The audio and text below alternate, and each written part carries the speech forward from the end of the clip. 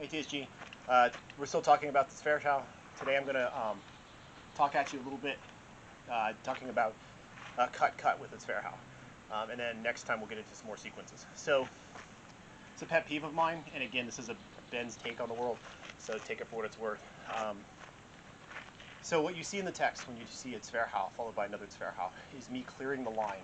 So I'm usually doing a Zwercopter, and then at some point I've got his hands in the way that I need to deal with, where I'm pushing those hands out of the way in some way, and then working around to the other side to hit him. You don't see this as often in modern historical fencing. What you see, in particular in tournament fencing, is you see Zwer. It's the Zwercopter, right?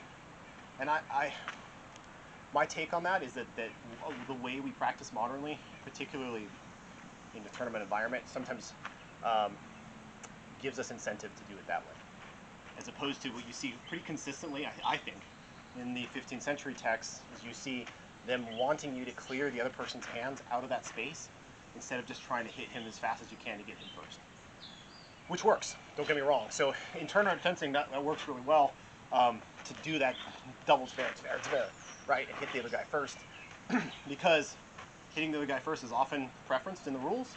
Whether they explicitly say that or not, oftentimes the math works out where you're going to get a slight preference to hitting them first, even if they hit you right afterwards, depending on the rule set. But generally, you see that in a lot of rule sets. So what ends up happening, is that I think that becomes a very dominant way to attack.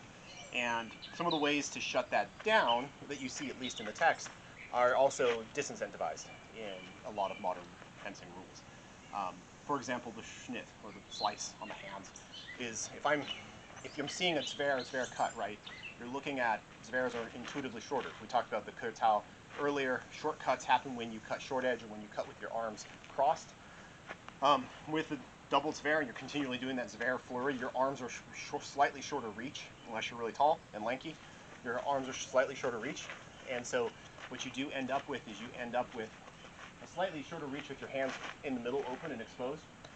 And if you're playing in a rule set that only says you got to hit the guy first, that's a risk you can be willing to take. But if you're not, and you have real hands and real swords, you probably may not want to do that. I wouldn't.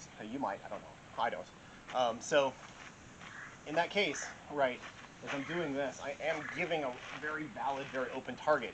If I'm fast and strong, I can make that work. If the guy happens to be faster or catches me on a bad day or gets the jump on me, well, my hands are really exposed, and I probably don't want to do that.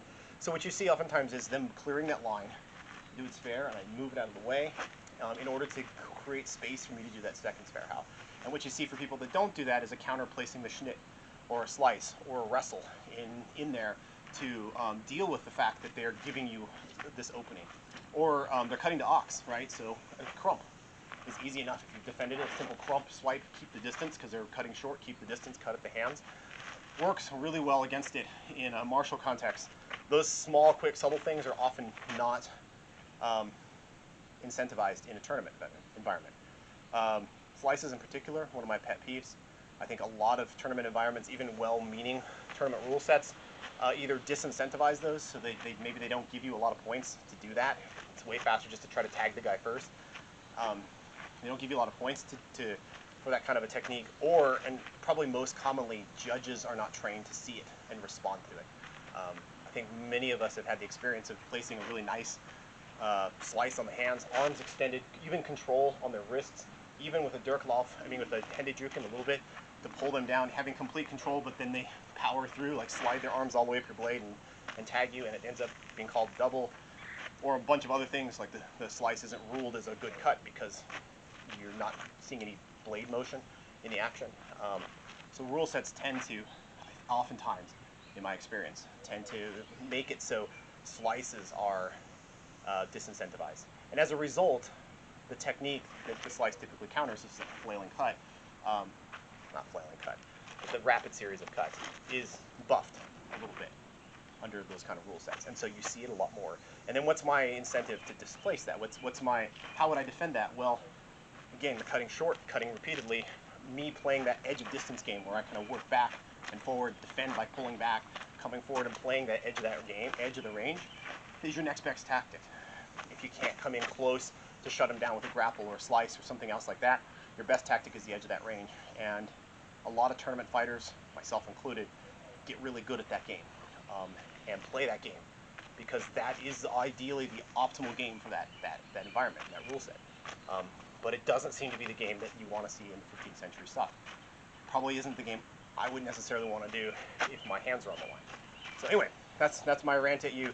We're going to mention that because we're getting into the Zwercopter and getting into the basic cut, which I'm not going to demonstrate here because we do it in class, but the basic Schnitt follow-up on that Zwercopter is hard to do without another person.